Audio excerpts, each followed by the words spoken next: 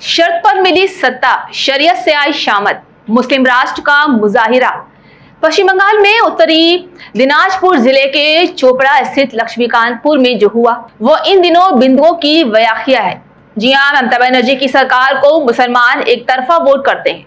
ये चुनाव दर चुनाव साबित भी होता रहा है, लेकिन किस शर्त पर? संदेश खाली का मामला हो या फिर लक्ष्मीकांतपुरा का, संदेश साफ है। ममता सरकार के मुसलमान समर्थक पश्चिम बंगाल में शरीयत का शासन चाहते हैं और इसमें आम जनता पर शामत आई है। जहां मुख्यमंत्री ममता बनर्जी की पार्टी तृणमूल कांग्रेस के चोपड़ा से विधायक हमीदुर रहमान ने तो संकेतों में यहां तक कह दिया है कि पश्चिम बंगाल नहीं तो कम से कम उनके क्षेत्र तो मुस्लिम राष्ट्र है। उन्होंने महिला को भीड़ के बीच सरेआम बेरहमी से पीटने की घटना की निंदा भी की है। आपको बता दें कि वीडियो जो वायरल हो रहा है उसमें महिला को बेदर्दी से पीटते हुए दिखाया जा रहा है। वहीं लगे हाथ ये भी कहा गया है कि महिला ने मुस्लिम राष्ट्र के नियमों के खिलाफ काम किया है। टीएमसी विधायक हमीदुर रहमान ने लिखा है कि हम घटना की निंदा करते हैं, लेकिन महिला ने भी गलत किया है।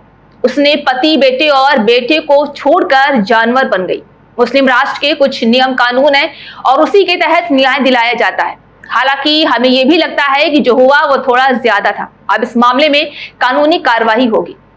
आपको बताते चले कि चोपड़ा के लक्ष्मीकांतपुरा का एक वीडियो वायरल हो रहा है, जिसमें एक मुस्टंडे से दिखने वाले हैवान कई छड़ियों को मिलाकर महिला को बेरहमी से पीट रहा है। महिला जमीन पर इधर से उधर लेटती है, महिला जमीन पर इधर से उधर लौटती है और ताज़िमुल हक का नाम ये हैवान उसे हर तरह से पीटता हुआ रहता है। संभव था कदकाठी और हैवानियत की वजह से वो स्थानीय लोगों में जेसीबी के नाम से मशहूर भी है।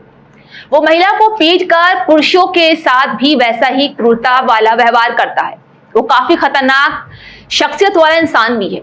ताज़िमुल छड़ियों के गुच्छे से पहले महिला और फिर पुरुष पर शरीयत के निशान छोड़ता रहता है और भीड़ तमाशाबीन बनी रहती है। हैरानी की बात तो यह है कि भीड़ में महिलाएं भी थी, लेकिन कोई महिला को बचाने आगे नहीं आता है। लोकसभा चुनाव से पहले पश्चिम बंगाल के ही संदेश खाली में एक हैवान का चेहरा उजागर हुआ था। उस हैवान शेख शाहजहां पर स्थानीय महिलाओं ने यौन उत्पीड़न का आरोप लगाया था। अभी वो जेल में है। वैसे वीडियो वायरल होने के बाद तो ताज़िमुल को भी जेल हो चुकी है, लेकिन सवाल यह है कि क्या ममता सरकार पुलिस को सबक सिखाएगी या नहीं। विधानसभा चुनाव हो या लोकसभा का, अभी चुनाव खत्म हुए। पश्चिम बंगाल में टीएमसी के विरोध में वोट करने वालों की शामत आ जाती है।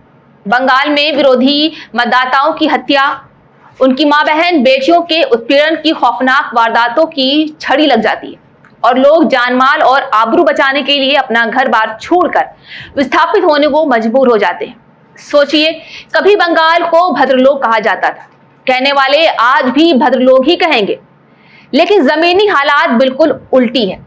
बंगाल में कंगारू कोर्ट चल रहा है, कहीं शेख जहां तो कहीं ताज़िमुल।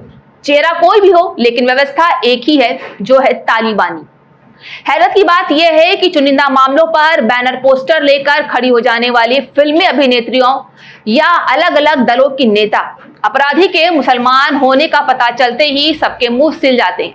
मुसलमान वोट बैंक है, एक तरफा वोटिंग करके चुनावों में बड़ा फर्क ला देता है, तो राजनीतिक दलों और नेताओं की मजबूरी तो समझ आती है। लेकिन इन बॉलीवुडों का क्या?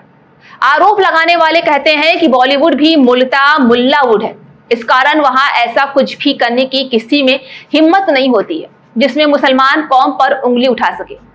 अपराधी का जाति धर्म देखकर चीखने या चुप रहने की विकृति देश को कहां लेकर छोड़ेगी, इसका अंदाजा लगाकर ही सिहरन होने लगती है।